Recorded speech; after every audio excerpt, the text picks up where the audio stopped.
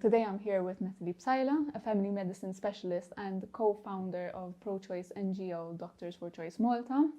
Psyla has been on the forefront of the campaign to decriminalize and legalize abortion in Malta, and has recently also made the BBC Top 100 list of most influential women from around the world for 2023.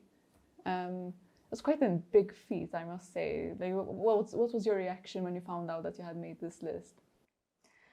Well, it was a big surprise. I was not expecting it.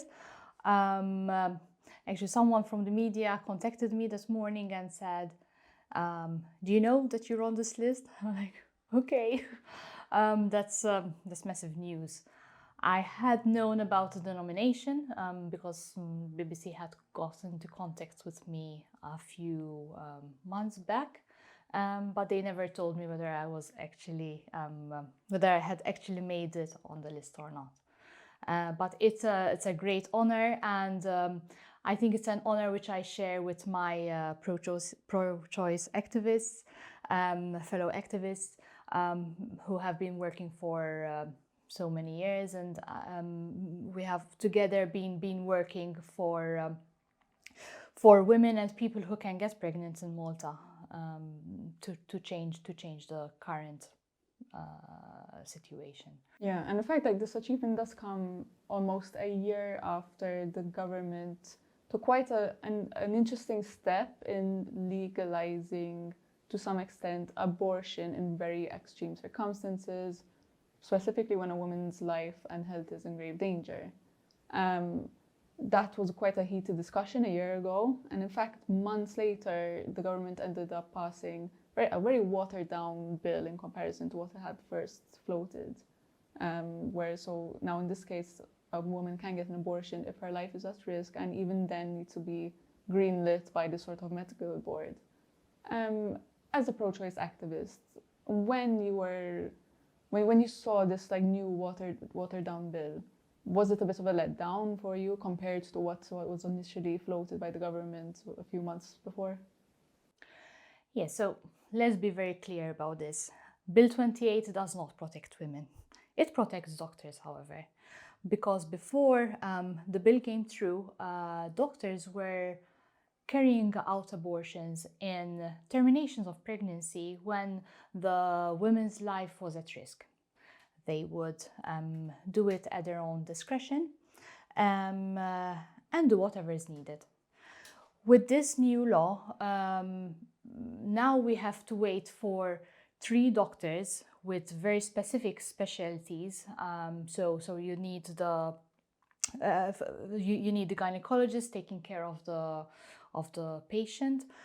You need another gynecologist, probably the one who would be carrying out the procedure, and a specialist within the condition that the woman is suffering from.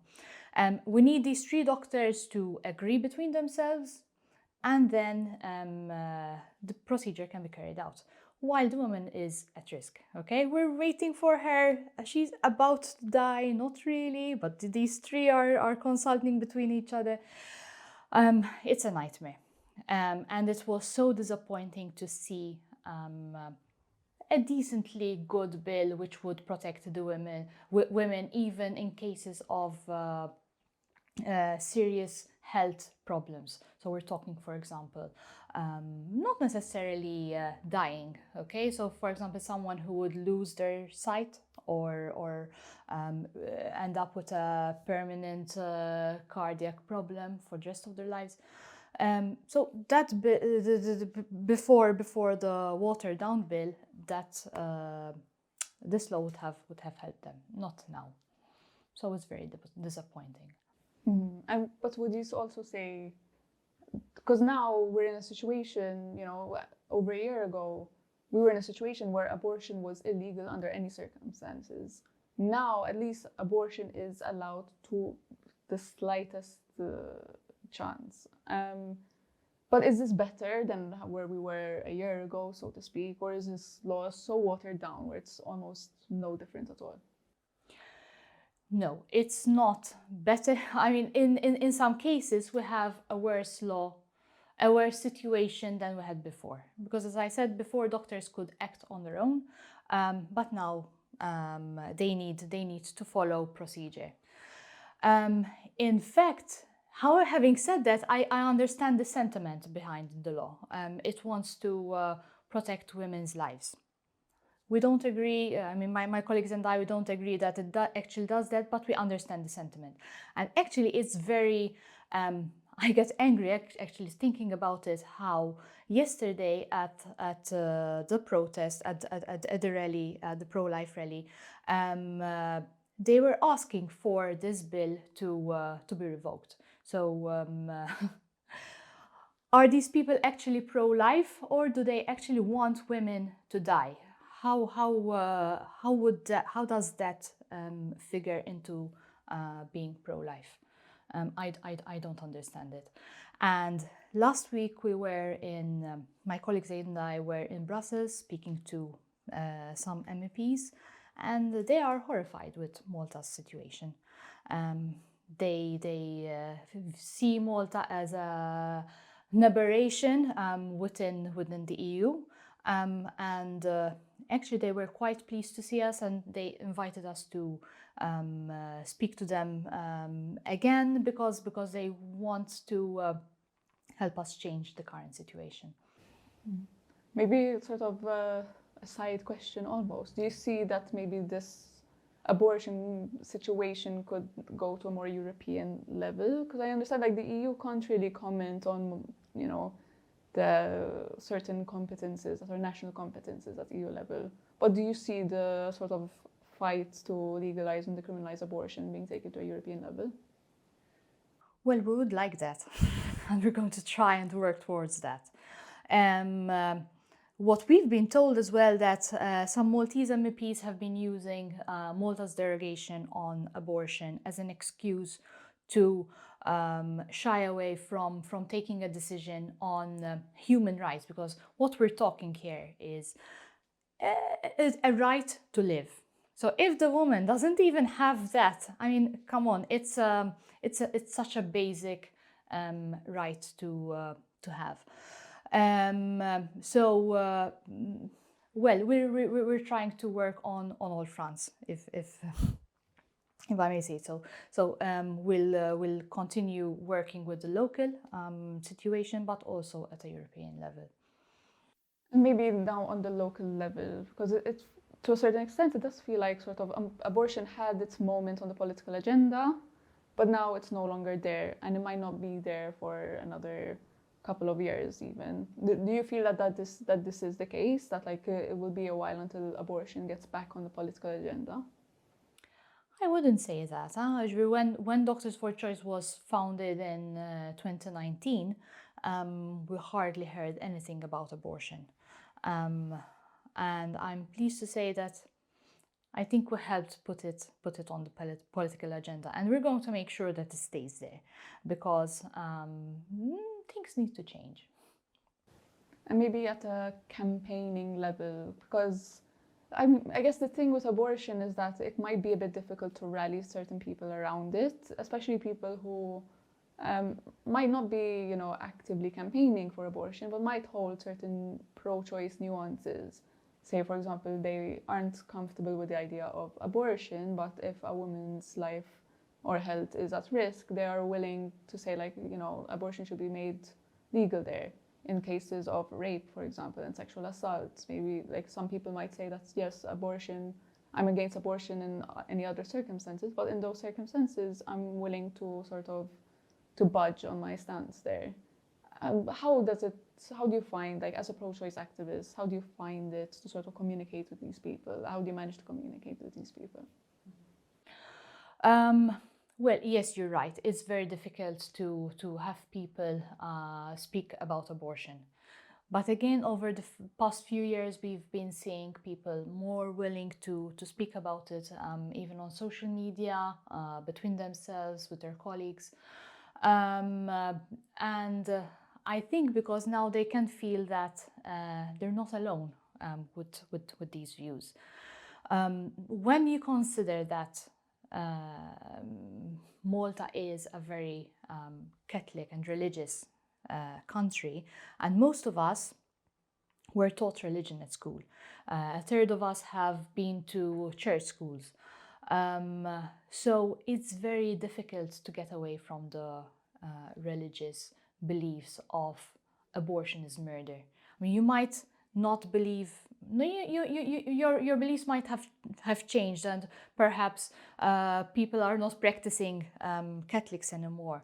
But the dogma that you're killing someone, you're actively killing someone, is a huge statement to move away from. So I think people are a bit afraid of questioning that belief. However, I think there is hope. Okay, so with recent surveys have showed us that young people are the majority of young people are in favor of decriminalization of abortion, and we have also seen a change in the 60 plus group, and we think because they have been touched by the reality of abortion. Perhaps they have children who have had abortions, or grandchildren. Perhaps their nieces have been speaking to them about how they had a friend who went through the procedure. And I think that they're finally understanding that abortion is a necessity. It's healthcare, and no woman goes for an abortion blindsided. They know what they're doing because they need it. Mm-hmm. And in fact, it's worth mentioning that you had established a helpline for women who are seeking help before, during, and after an abortion. Could you maybe clarify the process a bit, like how the helpline works? I think sometimes out there is this impression that even asking about abortion might be illegal in Malta, but it isn't realistically. I mean, it is very legal to ask for information about abortion. So maybe can you just clarify a bit like this process of, what it's like to actually reach out for help, and what services are offered by NGOs like Doctors for Choice as well, for example? Yes. So providing information is never illegal. Okay. Nowadays, you can find any information you want about abortion on a medical textbook, which you can buy in a local bookshop. You can find information about abortion on the internet. So information is never illegal, and we aim to provide this information to those who need it. In fact, which is why Prof. Isabel Stabile and I have set up the Abortion Doula Service Helpline, and we speak to women every day who are having abortions. So we provide information before these people have abortions, during. Sometimes they call us saying that they're in a lot of pain, or they're seeing a lot of blood, or they took the pills and they vomited soon after. What should they do? And even after. So perhaps they've taken the pills, but they haven't seen a period yet. What should they do? So we're trying to provide support to these people because they're undergoing a medical procedure on their own with possible complications. So medical abortion is quite safe, okay, very few complications. However, these can arise, and we don't want a situation where a woman is too terrified to go to hospital because she might be reported and bleed to death at home. So we don't want that, which is why Doctors for Choice decided to set up this helpline to provide information to these people. Maybe something to clarify as well on the whole like getting information about abortion. Let's say a woman has undergone an abortion, but maybe a complication arises and needs to go to hospital. Is that woman safe going to hospital, saying that she's had an abortion, like that she has undergone an abortion and stuff like that? Is there something that maybe some women should be a bit more aware of, like when this happens? Well, I'm sure that she'll be perfectly safe going to hospital to receive the medical treatment she needs. Okay, so I have no doubt that our doctors in hospital will take care of her as best as they can. Um, uh, However, of course, there's always the risk that someone from the staff, and I don't mean just the doctors, but it could be anyone really, who reports that woman for having an abortion. Um, uh, it's interesting to note that the abortion process is no different to a normal miscarriage. Okay, so when pills are swallowed, there's no way of saying that the woman has taken those pills. Okay, so unless the woman actually says that she's taken abortion pills, doctors have no means of knowing that she has actually, that this miscarriage that they're seeing is a result of pills. And maybe to go back a bit on Bill 28, it's maybe like to the public, it might seem as if it's going to be the end for a while, but is there a future for like a sort of a more improved Bill 28? I mean, as you had said earlier, like there was a pro-life rally just last Sunday, for example. So the pro-life movement is still very much there as well. Maybe what is the future of Bill 28 from the pro-choice movement, so to speak? Well, mentioning the rally again, it's interesting to note that there were no politicians there. And I'm hoping that's because they're trying to distance themselves from these fundamentalists. And I hope that it also means that they understand and they know that this bill is not safe at all. It will not save women's lives. It will actually endanger them more. So yes, my colleagues and I will keep working to put pressure on policymakers to change it and make it better. Because we're talking about a really basic right here, the right to life. And it needs to be better. Malta must do better for its people who can get pregnant.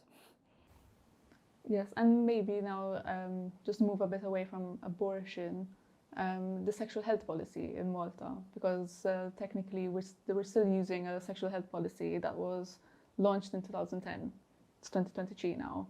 They're in the process of drafting this sexual health policy, but I think they've been in that process for years now.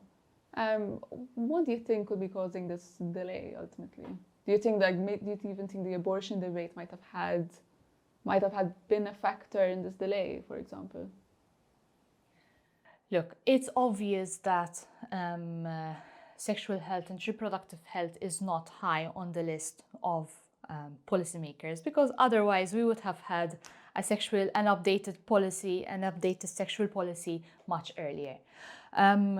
Thankfully, it's happening now, and I know that some studies have been made to help it be a bit more actual and a bit more relevant to today's needs. So of course we're still waiting for it to come out, and I'm hoping that we see some improvements, because if you want to prevent abortions, what you need to do is have a basic, solid sex education in schools, which is why I authored a book for 10 to 13-year-olds about sex education and published by Doctors for Choice. It's also disappointing to see that it has not been taken up by schools, because the education department has asked for teachers not to use it. I'm not sure why, because it does not mention abortion at all. However, it does mention different types of contraception, which is another thing which could prevent abortions, having free and accessible contraception. So can you imagine a 15-year-old going to a pharmacy to buy a contraceptive pill for about, it costs around 13 euros per month? Where are you going to get the money from? So it needs to be free, okay? And we need to have a variety of options, because not everyone's body agrees to all kinds of contraception. So once you have free contraception and good sex education in schools, then you can start preventing abortions. Because right now what we can see is a one-track journey for women to get pregnant because they don't know what they're doing, or they're not taught well of how to take care of themselves.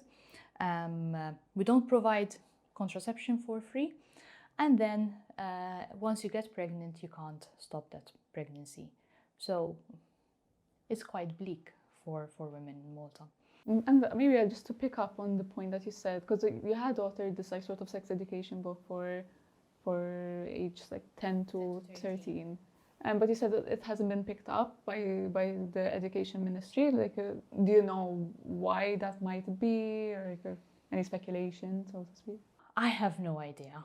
However, parents have told me that they like the layout a lot because it uses very simple child-friendly language and images. So it's designed to be used together with a parent or a guardian or a teacher.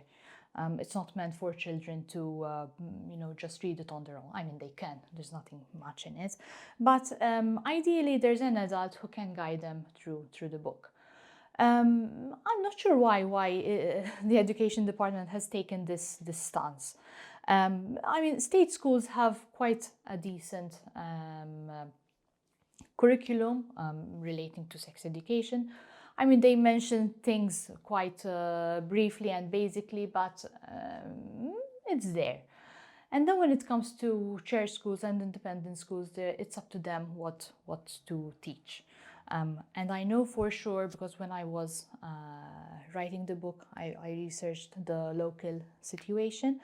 And I know for sure that some church schools don't offer such education at all. So PSCD is not offered at all after Form 3, which is, I think, nowadays year 9. Exactly when these children need it the most. So it's a shame. Yeah. I mean, what more can be done on sex education, maybe in the sense like in schools, state schools, church schools, independent schools? What do you think is missing from the sex education curriculum exactly? Look, sex education is not just about telling you there are these different kinds of contraception and so use them. It's more of a way of being, okay? It's a way of enjoying sexual life. We are sexual beings, okay? That doesn't mean to say that 13-year-olds should be encouraged to engage in sex, because actually it's illegal to have intercourse under the age of 16. So we're not saying that 13-year-olds should engage in sex. But what I would like to see for those 13-year-olds is to have the knowledge, have the comfort of knowing that when they are in a relationship, they know how to take care of themselves, they know how to take care of their partner, to enjoy being sexual in a safe, responsible way, and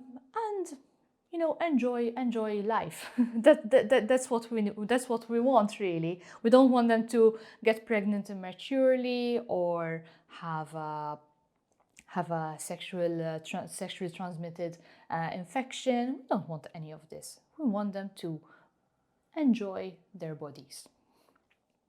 And apart from, say, like free contraceptives and stuff like that, is there anything else that maybe you would like to see in the upcoming sexual health policy?